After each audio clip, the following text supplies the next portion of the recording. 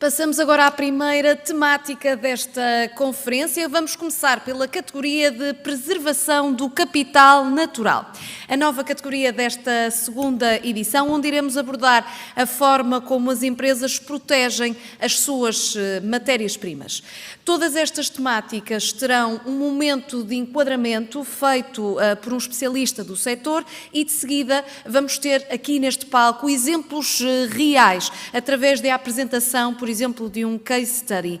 E para terminar cada categoria, vamos ter também um painel de debate, que vai decorrer aqui ao meu lado, com líderes e especialistas, bem como parceiros e também membros do júri desta iniciativa. Portanto, é assim que vão decorrer todas as categorias. Vamos começar então pelo enquadramento desta primeira categoria, uma nova categoria que se apresenta aqui nesta segunda edição. Vamos chamar ao palco Nuno Banza, presidente do Conselho Diretivo ICNF, por favor.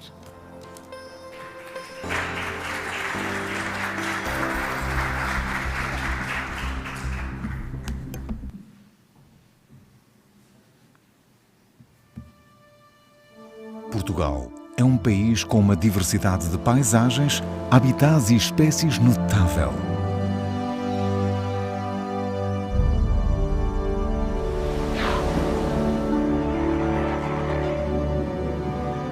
Montanhas, vales e florestas escondem habitantes misteriosos.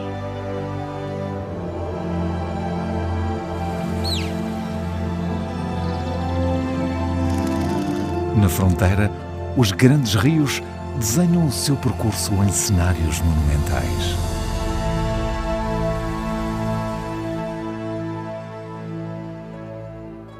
Planícies ondulantes, montados e matagais, dão abrigo a alguns protagonistas da nossa história natural.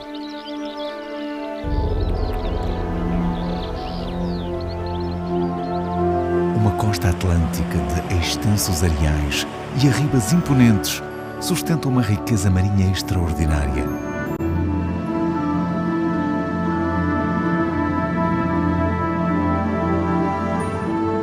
Recortada por estuários que são verdadeiros paraísos para milhares de aves.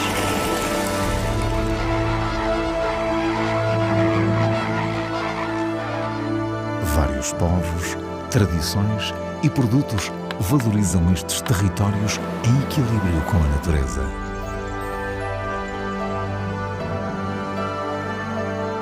Vamos descobrir este património natural riquíssimo, numa viagem surpreendente pelas áreas protegidas de Portugal continental.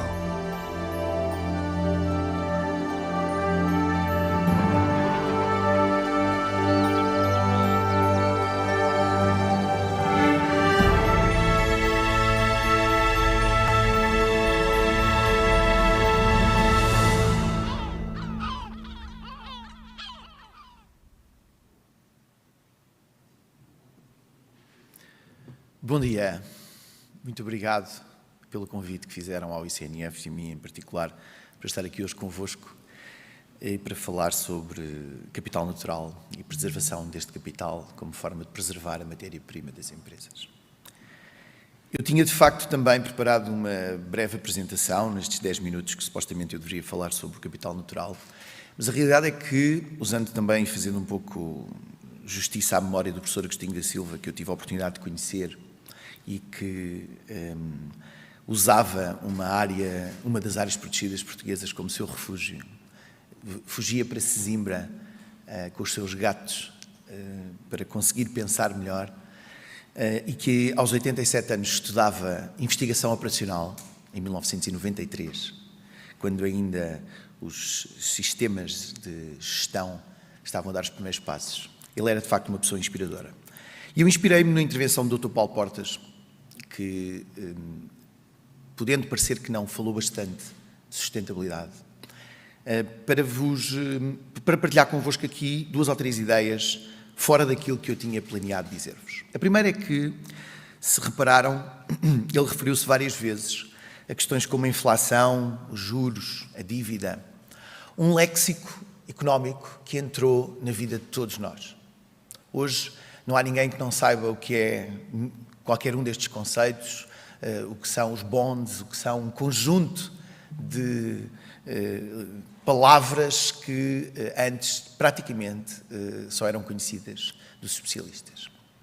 E, portanto, falar de capital natural é também uma oportunidade, porque verdadeiramente quando falamos de capital natural, daquilo que nós estamos a falar são de coisas tão simples como a água de qualidade para podermos consumir e fazer funcionar os ecossistemas, os solos férteis e aráveis onde se possam produzir alimentos, o ar de qualidade, hoje no Dia Mundial da Saúde, em que conhecemos a notícia de que aproximadamente 13 milhões de pessoas perdem a vida devido a questões da poluição, problemas de poluição no mundo, é de facto interessante pensar nos ecossistemas como um capital.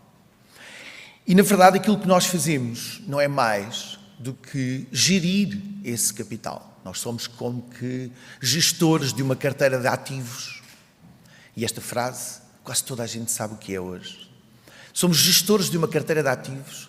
Os ativos são esses: o solo, a água, o ar, os sistemas ecológicos. E, verdadeiramente, o nosso grande desafio é conseguir garantir que esse capital não perde valor e que continua a poder remunerar o acionista sem que haja uma perda do valor. E essa remuneração ao acionista são os serviços dos ecossistemas. São a capacidade que a Terra continua a ter para suportar a vida humana, para suportar a vida animal, para suportar o funcionamento dos ecossistemas. E, portanto, vejam que eu, para falar de capital natural, praticamente não uso palavras relacionadas com o léxico ecológico e que consigo explicar com relativa facilidade porque é que é importante pensarmos no capital natural. A intervenção do Dr. Paulo Portas inspirou-me numa outra perspectiva, que é: nós hoje estamos perante um risco sério de sermos confrontados com a necessidade de desconsiderar algumas das garantias que no mundo desenvolvido fomos conseguindo assegurar, designadamente a proteção do ambiente. Discutimos hoje se fizemos bem ou não em deixar de produzir energia a partir do carvão. Portugal, como sabem, deixou de produzir energia a partir do carvão e hoje é de novo um tema. Discutimos se esta globalização da economia deveria ou não ter sido acompanhada por uma globalização da democracia e da governança.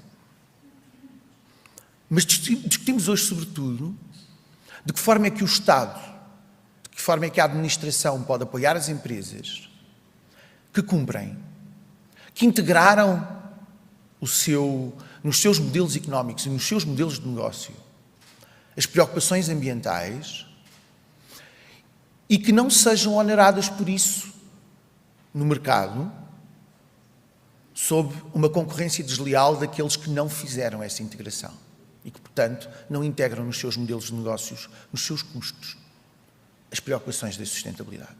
E aqui, naturalmente, a administração tem um papel especialmente relevante. Porque é preciso garantir que, ao mesmo tempo, que não desviamos a discussão daquilo que é verdadeiramente importante, viver em paz, em democracia e em segurança, não podemos desviar esta discussão de uma outra, que é: nós precisamos de continuar a viver neste planeta. Precisamos que os nossos ecossistemas, precisamos que este capital natural não perca valor. Perder valor no capital natural é deixar de ser capaz de prover os serviços dos ecossistemas. É fazer com que os acionistas futuros, aqueles que são verdadeiramente com quem nós nos devemos preocupar, o seu capital não é depreciado pela forma como nós nos comportamos. E esta é naturalmente uma preocupação acrescida quando vemos a discussão do nuclear, quando vemos a discussão do carvão, quando vemos a dependência energética que temos de países onde a democracia ainda não chegou. Gostava de vos dar uma última nota para uma questão que em Portugal é de facto crítica, que é a capacidade da nossa administração pública, poder servir como uma alavanca para o investimento sustentável. E nós estamos ainda hoje a transformar a nossa administração pública. Estas paisagens que eu fiz questão de vos trazer são é este o capital natural que Portugal tem, que é nosso, que hoje, pelo menos, não depende tanto de recursos externos, mas que pode ser um ativo extraordinário para nós conseguirmos afirmar aquela que é a nossa, talvez uma das maiores necessidades de todos os países, que é a sua independência sem ter que se fechar. E é para preservar este capital natural que nós precisamos de todos, dos cidadãos, das empresas e da administração. E, portanto, é com especial gosto que felicitamos os não-negócios e felicitamos a realização desta conferência, porque, de facto, nós precisamos de transformar a informação, a muita informação que temos, em conhecimento, e precisamos que esse conhecimento influencie as decisões públicas, privadas e individuais. E nessa matéria, este tipo de iniciativas, o prémio, a conferência, a partilha de informação é crítica para nós conseguirmos chegar ao objetivo que queremos. Muito obrigado.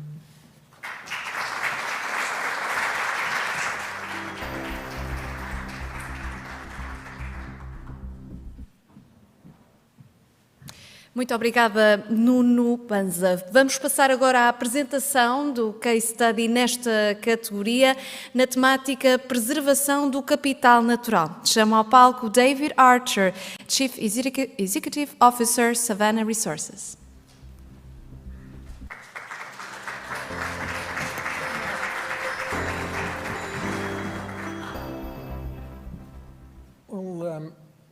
Good morning, members of the government, mayors, ladies and gentlemen. It's great to be here with you today. I'm the CEO of Savannah Resources. We've been operating in Portugal now since 2016, and Savannah really is very much at the heart of the energy transition. As you can see here, we have wind turbines. On the left and on the right, we have electric vehicles. Savannah and Portugal's lithium endowment provides the key enabling material that allows wind turbines to power Europe's transportation fleet. I'd like to talk to you a little bit today about natural capital, not only preserving it, but also leveraging Portugal's natural capital. My observation is that Portugal is blessed with many natural capital endowments. Clearly, I'll talk to you today about its sort of wonderful mineral endowment of lithium, but it's also endowed with a wonderful geography. It's the third largest economic zone in the European Union. It's blessed with very sort of deep renewables energy resources. As Nuno Panza indicated, it also has a wonderful environment. It also is blessed with wonderful natural capital in terms of the people of Portugal, and I'd like to talk to you a little bit about what I see of that human ability. And of course, as part of the natural capital, all of us in this room, all of us in Portugal, all of us in Europe, all of us on this globe share a single atmosphere. And that is something that our company, in partnership with Portugal, is looking to help deliver on a climate change solution. Just looking at mineral resources themselves, Portugal actually, and largely based around our project, has some of the most extensive conventional lithium resources in Europe. It's a wonderful blessing, it's a wonderful endowment. It's something that we are looking to develop in a responsible fashion. And the leverage that comes from it is already in evidence. We've seen two major announcements last year with the development of processing facilities that are proposed to be developed by Galp and Northvolt in northern Portugal.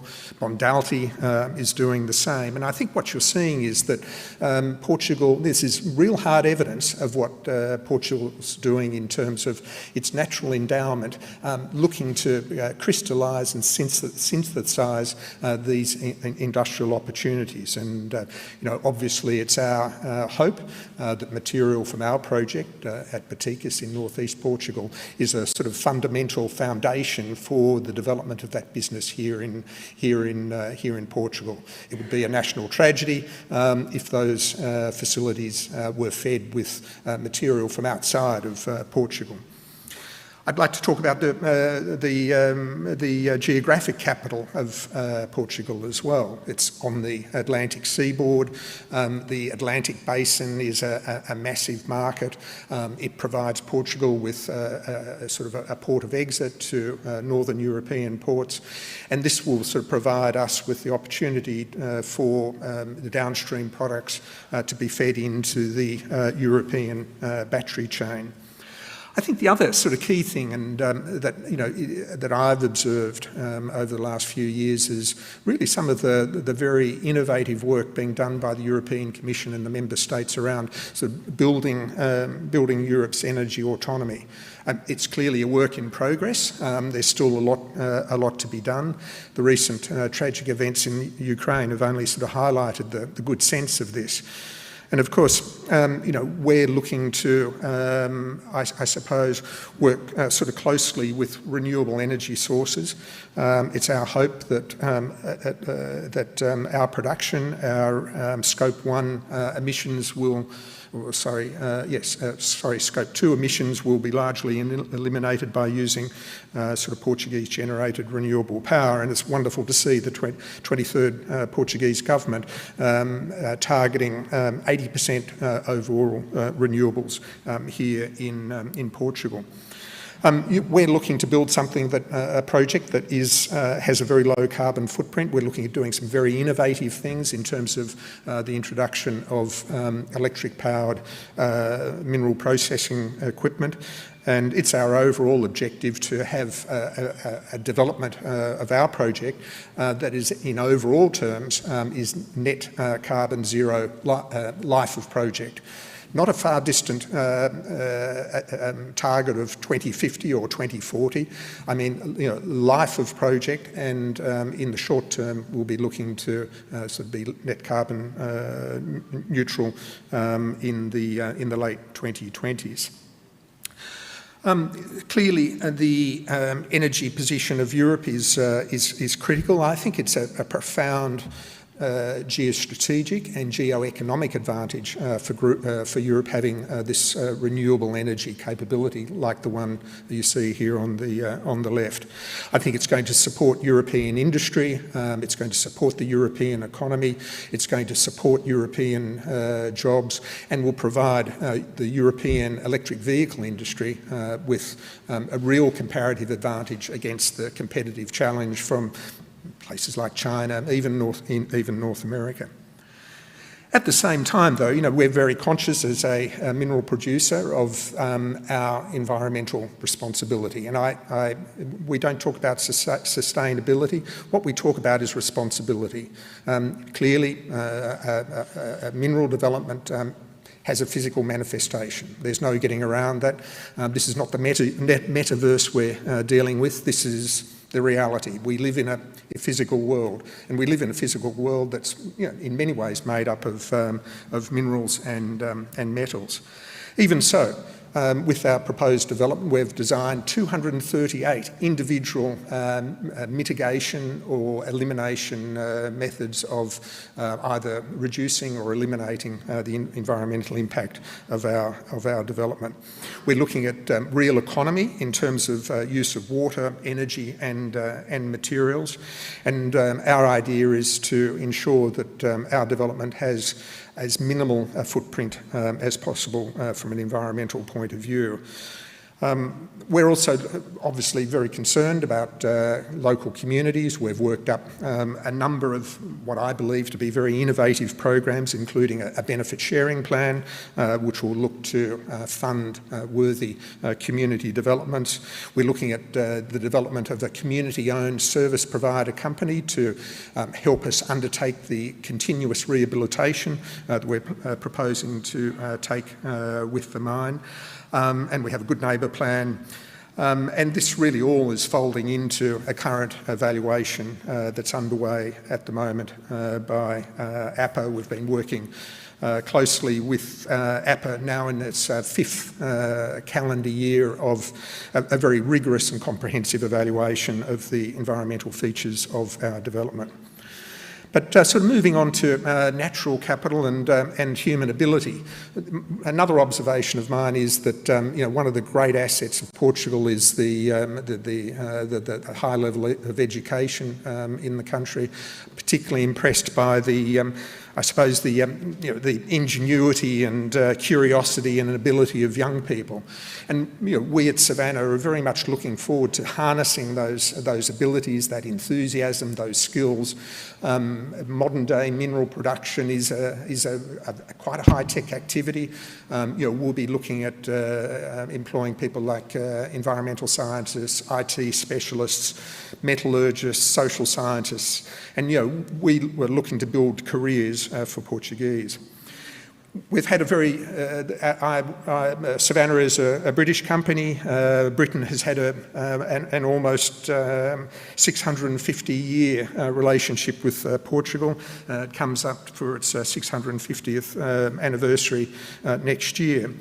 But I think from our point of view, it's absolutely sort of vital that as we transition from being, if you like, a venture capital company to a major Portuguese industrial company, that we sort of fill out our executive team and management team with Portuguese. We've currently got a search underway for a country head who will sort of lead the development of a sort of comprehensive build-out of a Portuguese executive staff. Just moving on to a final point, just the atmosphere. We talked about that a little bit earlier. The lithium that we will produce will go towards supporting the production of between 500,000 and 600,000 electric vehicles per annum here in Europe. Over the life of our project, that means that European transport will be able to avoid something like 100 million tonnes of CO2 and greenhouse gas emissions. That's very significant. I have two grandchildren. I have two more grandchildren on the way, and it's absolutely essential that all of us, each one of us in this room, my company, and we all work towards that common goal of making sure that we deal with climate change. And we hope to do that at Savannah with a responsible and innovative development of the Barossa Lithium Project as one of Portugal's major natural resource endowments. Thank you very much.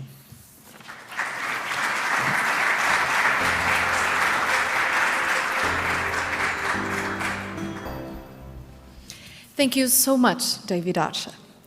Vamos então continuar este primeiro dia de conferência e vamos passar agora ao momento do debate, com o tema Preservar o Capital Natural. Como protegem as empresas a sua matéria-prima? Para moderar este debate, chamo ao palco Francisco Ferreira, presidente da Associação Zero e presidente do júri da categoria Preservação do Capital Natural.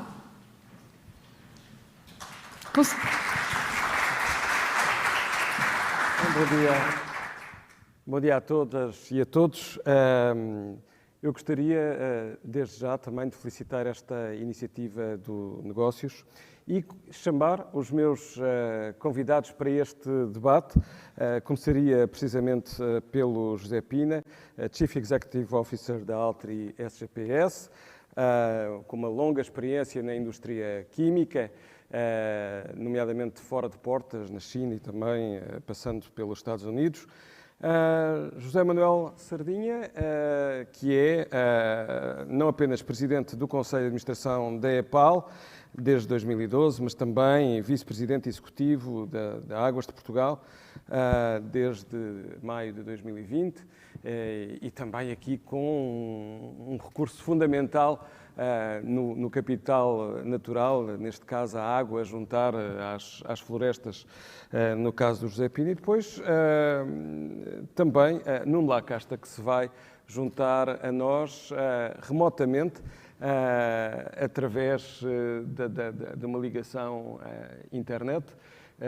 Muito bom dia, Nuno. Nuno é presidente do Conselho Diretivo da Agência Portuguesa do Ambiente, também com uma formação que passou pela Europa, pelos Estados Unidos, por Portugal, e já há vários anos à frente daquilo que é uma agência-chave em diferentes áreas do ambiente em Portugal. Pois bem, foi um prazer estar à frente do Júri do Capital Natural, que foi a primeira vez que este tema surgiu no contexto deste prémio, e devo dizer que houve muitas dúvidas sobre, efetivamente, o que é que isto representa para as empresas. O presidente do ICNF, Nuno Banza, ainda há pouco falava da relevância dos serviços de ecossistema e como é que isso pode e deve ser integrado naquilo que é a conduta, o negócio, as oportunidades e também encaixar as dificuldades que as exigências da sustentabilidade representam. Eu ia precisamente começar por fazer uma pergunta aos três participantes no debate, que era perceber, na vossa área de gestão, seja como empresa, seja como entidade, estes valores do capital natural estão ou não já devidamente identificados e quais são os principais, por um lado, ameaças e, por outro lado, medidas e oportunidades para valorizar esse mesmo capital natural numa perspectiva de médio e longo prazo? Começando, talvez, pelo José Pina. Muito obrigado. Muito obrigado também pelo convite, Francisco e o Jornal de Negócios, e, obviamente, é um prazer para nós também estar presentes neste Grande Prémio de Sustentabilidade, no qual a Altri também participa já desde alguns anos. Pela nossa parte, obviamente, tudo aquilo que são ativos, que nós designamos ativos biológicos, nomeadamente floresta, é de particular importância, mas não apenas. Temos outros ativos também de capital natural, água, por exemplo, que é, obviamente, muito importante também para as nossas atividades. Mas, se calhar, falando e focando, digamos assim, um pouco mais da floresta, que é a origem da nossa matéria-prima, para aqueles que, se calhar, não conhecem muito bem aquilo que são as atividades da Altri, a Altri é um dos maiores gestores de floresta nacional. Nós temos, neste momento, cerca de 88 mil hectares de floresta sob gestão. E é uma floresta que para nós se torna particularmente importante ser uma floresta diversa, saudável, produtiva, resiliente. E dentro desses 88 mil hectares, por exemplo, temos identificados 9 espécies ameaçadas e, portanto, obviamente devidamente identificadas e catalogadas naquilo que são também as nossas práticas de gestão. Temos mais de 4 mil hectares de habitats classificados também.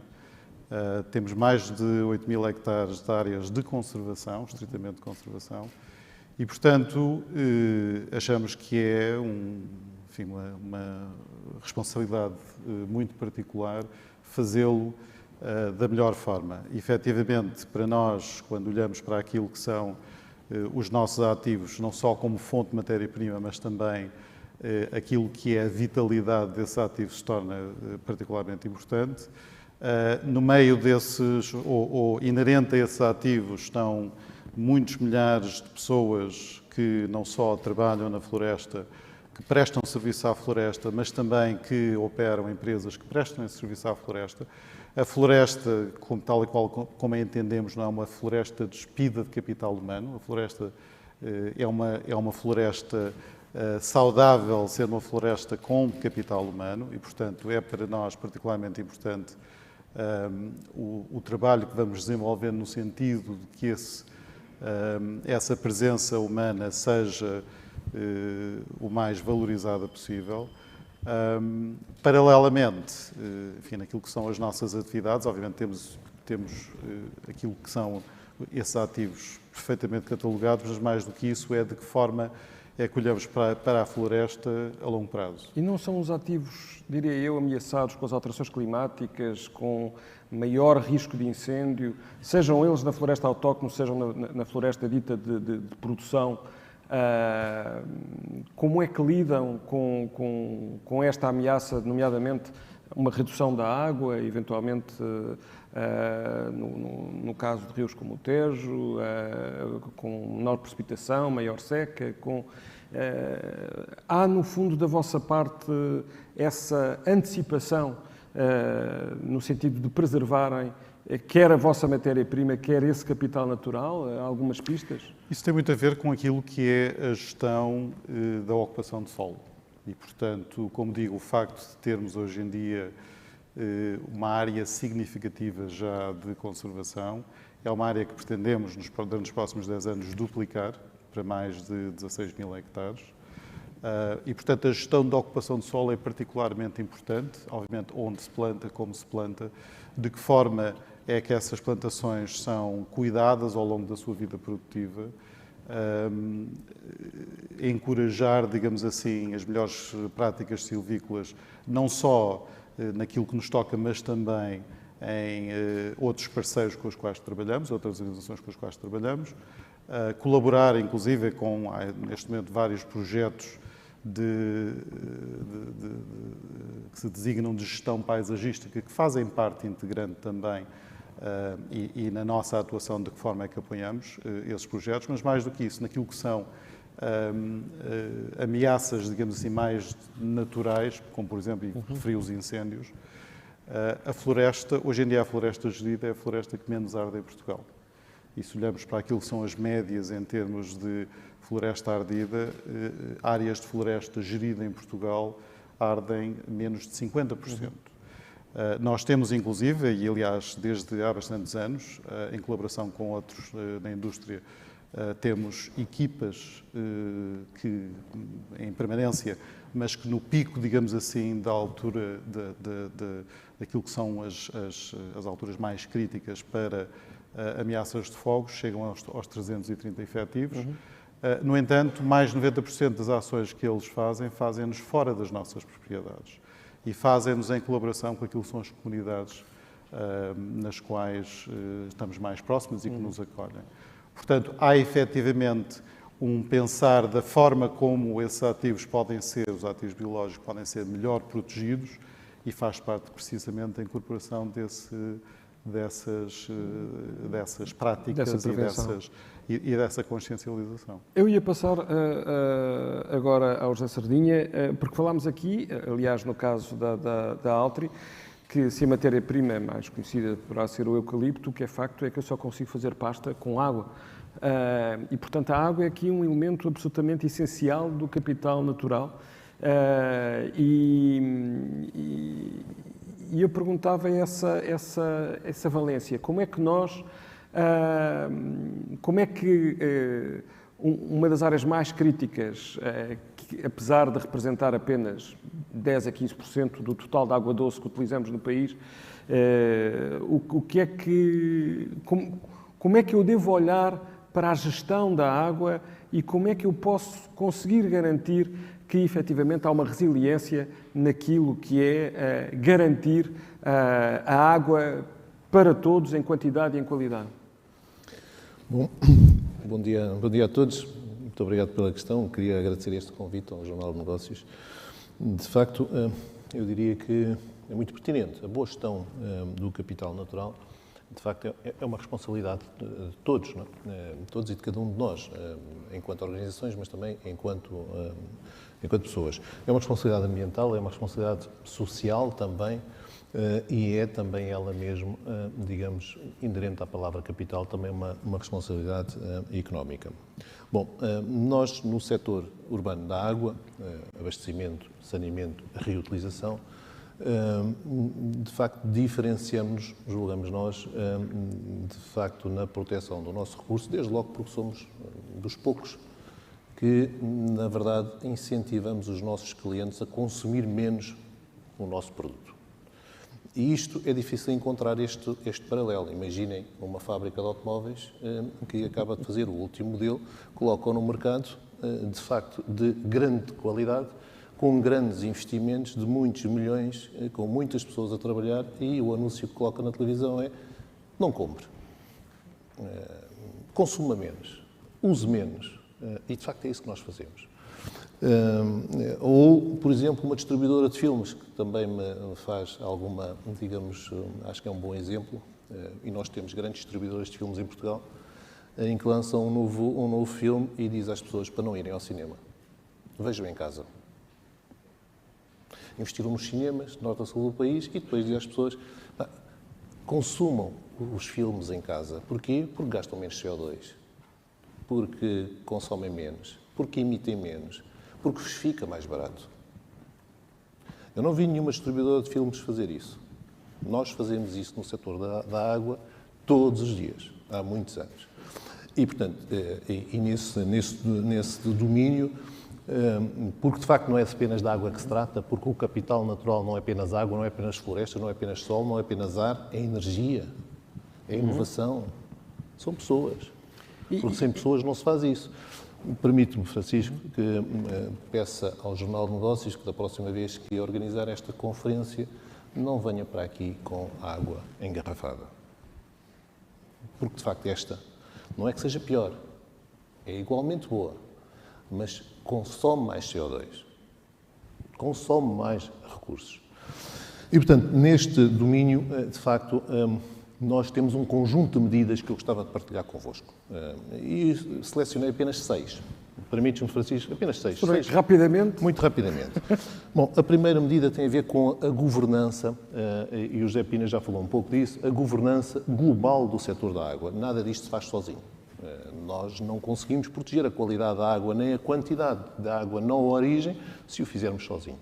E, portanto, fazemos-lo em conjunto. Fazemos em conjunto com ONGs, associações ambientalistas, outras que não são ambientalistas, que nos apoiam e que nos ajudam a vigiar o território e aquilo que se passa, com os municípios também, com a APA, em perfeita articulação, eu diria quase semanal, porque, no fundo, os nossos serviços completam-se todos uns aos outros e, portanto, fazemos essa vigilância sobre o recurso essencial que é a água. Mas mais, também ao nível das perdas de água.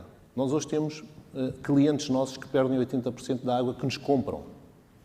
E, de facto, a esses clientes, nós aquilo que oferecemos são os nossos serviços para conseguirem aumentar a sua eficiência, reduzir, digamos, essas perdas de água, comprar-nos menos água, sobra mais água na origem, ou para nós, ou para a Altri, ou para a indústria, ou para o turismo, ou para os serviços ambientais, ou para a agricultura, ou para, digamos, a alimentação. E, portanto, nesse domínio, de facto, a redução de perdas, a redução de falências indevidas com descargas industriais, enfim, menos controladas, também fazemos aí o nosso contributo para essa mesma vigilância, tudo para proteger o recurso água na origem. Mas não só. Porque ouvimos hoje aqui, e de facto eu ouvi com muito interesse a intervenção do Dr. Paulo Portas, quando fala de facto da autonomia energética e da segurança energética. Pois bem, nós no nosso grupo Águas de Portugal, quer na EPAL, quer no grupo todo Águas de Portugal, e aqui de facto faço só esta diferença porque são dois projetos que estão os dois em curso, um insere-se dentro do outro, temos um projeto para produzir toda a nossa energia toda, 100% da nossa energia elétrica. Ou seja, no fundo, produzirmos com energias 100% renováveis, eólica, fotovoltaica, hídrica nas condutas de água potável. Aliás, está neste momento em execução, digamos, a maior turbina de água potável no país, que vai abastecer Lisboa inteira e, portanto, a água, partilho convosco, que a água que vai para 35 municípios na zona da Grande Lisboa, abastecer 3 milhões de portugueses, vai passar a ser autossustentável em energia, consome zero energia a partir da rede. Portanto, energia produzida pela própria água, que acabou de ser produzida, também com biogás, e, portanto, este é um projeto que, no fundo, permite à empresa, de alguma forma, produzir a sua própria energia e ser independente, ser resiliente, não só às alterações climáticas, mas também às perturbações do mercado. Temos de ter noção que o país sempre foi pobre em energia. Está na nossa história. Se andarmos 400 anos para trás, de facto, encontramos esses exemplos, de facto, de impostos, por exemplo, que foram criados por falta de energia. Por exemplo, para construir o Aqueduto das Águas Livres. Foi incluído em Lisboa, para os lisboetas, um imposto sobre a palha. A palha, na altura, era o petróleo, porque era, no fundo, a fonte de combustível para fazer funcionar, digamos, as mercadorias, digamos, em Lisboa. Era o imposto sobre a palha em vez de ser o imposto sobre o petróleo. Era um ISP na mesma. Era, exatamente, a mesma coisa. E foi terminar... Foi esse imposto que permitiu construir a infraestrutura Aqueduto das Águas Livres. Mas não só, também ao nível dos reagentes. Nós hoje importamos muitos reagentes, a Altri também o faz. Estes reagentes, enfim, muitos deles vêm de fora, muitos deles consomem muita energia e recursos, minério que vem de fora, e, portanto, também aqui temos um conjunto grande de projetos para produzir biometano, para produzir hidrogênio verde, para produzir cloro verde, para produzir soda cáustica verde, para produzir CO2 verde, para utilizar nas nossas próprias instalações e, portanto, todos estes reagentes com produção on-site, com base em energias verdes. Isso sim é resiliência, isso é proteção do nosso capital natural, isso é competitividade. Não, quer dizer, há aqui uma ideia que eu acho que é muito importante, que é, eu posso ter, digamos assim, uma preservação direta daquilo que as pessoas identificam melhor como sendo o capital natural, mas tenho um conjunto de áreas, como a economia circular, como outros princípios, onde eu indiretamente estou a preservar o capital natural e mesmo no quadro do meu negócio. Eu perguntava agora ao Nuno Lacasta, no fundo, onde é que a APA, onde é que a Agência Portuguesa do Ambiente se vê neste contexto, no sentido de garantir esta maior resiliência de várias valências do capital natural. Eu imagino que, desde a avaliação de impacto ambiental, à própria gestão da água, como é evidente, e outras, certamente, que o Nuno nos poderá elucidar, na perspectiva agora da ação do Estado. Muito obrigado, bom dia. Eu peço, antes de mais, desculpa não poder estar convosco aí em presença, mas estou neste momento também ao mesmo tempo, praticamente, numa reunião da Agência Europeia de Ambiente, onde alguns destes temas são justamente debatidos, nomeadamente agora no contexto desta emergência energética, se quisermos, que a Europa está a atravessar. Não podia deixar de estar convosco, participei no júri. Eu dividiria o debate sobre quais as perspectivas relativamente à preservação de capital natural, do ponto de vista da Agência Portuguesa do Ambiente, de duas maneiras. Em primeiro lugar, preservar e proteger o capital natural, já elencarei vários exemplos disso. Em segundo lugar, valorizar e promover esse mesmo capital natural. Historicamente, as áreas de proteção do ambiente, das áreas estatais de agências, de ministérios do ambiente, é o preservar e proteger, que fez parte, no fundo, do ADN de constituição das modernas políticas de ambiente no final dos anos 60, princípio dos anos 70 do século passado. Mais recentemente, a vertente de valorizar e de promover está muito também presente e, no fundo, é a conciliação destas duas dimensões que é o nó górdio da solução. Vou falar um bocadinho, rapidamente então, de exemplos de valorizar e promover. Obviamente, por exemplo, na área da conservação da natureza, o engenheiro Banza já o referiu, é importante preservar a natureza, é importante ter valores naturais crescentemente como ativos de promoção do turismo, de visitação e de promoção do país. Nas florestas, idem aspas, no que diz respeito, por exemplo, à indústria de base florestal, que é muito forte em Portugal, nomeadamente na pasta de papel, mas também crescentemente na área da captura de carbono, que é vital para Portugal poder atingir a neutralidade carbónica em 2050.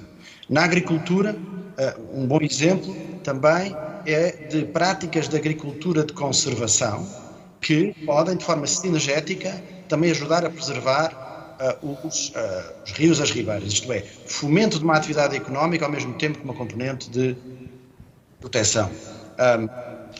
E, obviamente, nesta lógica de fomento, acho que não temos que ter nenhum receio, muito pelo contrário, em olhar para, por exemplo, uma redinamização industrial, até um regresso da indústria à Europa, que se verificou durante a pandemia como sendo absolutamente vital em setores como o da saúde, mas outros tantos, e agora certamente também relevante, e portanto tudo isto faz parte do dia-a-dia de uma organização como a APA. Na vertente de proteger e preservar, aqui as pessoas estão mais habituadas a entender esta dimensão, obviamente rios e ribeiras, que temos que proteger, porque aliás são esses os verdadeiros serviços dos nossos ecossistemas, o engenheiro Sardinha também o referia há pouco. Nós precisamos de proteger rios e ribeiras, precisamos de desobstruir rios e ribeiras, linhas de água que estão tapadas de acordo com metodologias, se calhar, de há 20, 30, 40 anos, cuja resiliência de algumas dessas infraestruturas é posta em causa hoje em dia com cheias rápidas, muito intensas e muito agudas, e como forma de acusar, de amortecer os efeitos precisamente de cheias rápidas ou de galgamentos quando se trata do litoral, segunda dimensão, justamente. O litoral português é vulnerável, precisamos de o proteger da erosão e do galgamento, e temos evidentemente um conjunto de medidas nesse sentido. Foi também referido há pouco o ar, a qualidade do ar. Os números que ouvimos há pouco, se os decantarmos para Portugal, são na casa das cerca de 6 mil mortes prematuras resultantes de doenças respiratórias. E, portanto, aqui está um exemplo de uma medida que, quando articulada com políticas de saúde, poderíamos e devíamos, obviamente, ter mais central. E aí a política de descarbonização é importante, porque veículos não poluentes são a medida central para, por exemplo, atender a questões de qualidade do ar. Obviamente, carbono, redução de gases com efeito de estufa, é central. Eu diria que este é o desafio maior do ponto de vista de gestão sustentável no nosso país e, em geral, na Europa e no mundo. É o desafio maior das políticas públicas, o que significa que temos que ser capazes de o priorizar nesse sentido. Falou-se também do sol. Qual é o tema central nestes debates? O tema central é como conciliar valores que, se não forem conciliáveis, temos conflitos de valores, temos conflito de interesses nas decisões do dia-a-dia. Este é o grande desafio. Diz que há pouco perguntava sobre instrumentos e ferramentas. Temos vários instrumentos e ferramentas. Planeamento, avaliação, autorizações, tudo isto deve ter um pouco em conta esta dimensão de aconselhamento, de conciliação de interesses. Bem, também uma outra dimensão crucial é com aconselhamento. Fazemos isto todos os dias com milhares de projetos que naturalmente aconselhamos promotores num sentido mais sustentável. Um instrumento central é a avaliação do impacto. A bem do tempo, eu vou ter que algum complemento. Vou terminar. Um instrumento central é a avaliação de impacto ambiental. A avaliação de impacto ambiental é, quando um projeto é sujeito a isso mesmo, o instrumento transversal da avaliação. Aliás, tem uma metodologia clara. O desafio na avaliação de impacto ambiental crescentemente e em geral nas autorizações por parte do Estado ou dos municípios, é como tomar estas decisões em tempo, porque os tempos de decisão hoje estão a acelerar-se. As necessidades dos diferentes promotores estão a acelerar-se de forma absolutamente vertiginosa e temos que, o engenheiro Nuno Bança também dizia, temos que ser capazes, justamente, do ponto de vista das administrações, tomar decisões de forma mais rápida, em parceria e em coordenação e cooperação com os promotores, e nesse sentido temos que começar a mudar um bocadinho também o nosso mindset. Estamos a começar a fazê-lo, com produção e co-criação, mas o caminho tem que ser feito e tem que ser feito de forma rápida. Eu ia lançar uma segunda questão. Pedia-vos 1 minuto e meio, é um desafio grande, E já agora dizer que o capital natural não tem a ver apenas com aquilo que existe, mas com aquilo que eu preciso de criar de capital natural, não é? Mas nós temos, e eu penso que os três falaram, que ao nível do carbono, ao nível do imperativo da mitigação e das alterações climáticas, nós temos um mercado de carbono.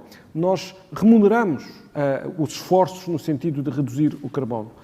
Mas quando passamos para o capital natural, para os serviços dos ecossistemas, como um bem comum, técnica e politicamente não temos conseguido traduzir essa mais-valia, recompensar esse esforço. Isso foi falado também pelo Nuno Banza. E aqui a questão é, será que vamos ter isso algum dia? Será que vamos continuar a pensar academicamente até lá chegar? Ou será que, ainda outro dia, ouvia o professor Daniel Bessa dizer, bem, se calhar nós devíamos fazer ao contrário.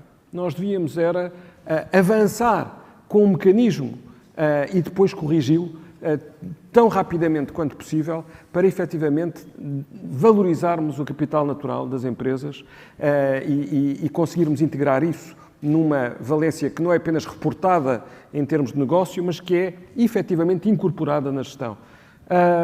Uma ideia breve, em 1 minuto, de cada um de vós, sobre como é que nós vamos criar este mercado de capital natural.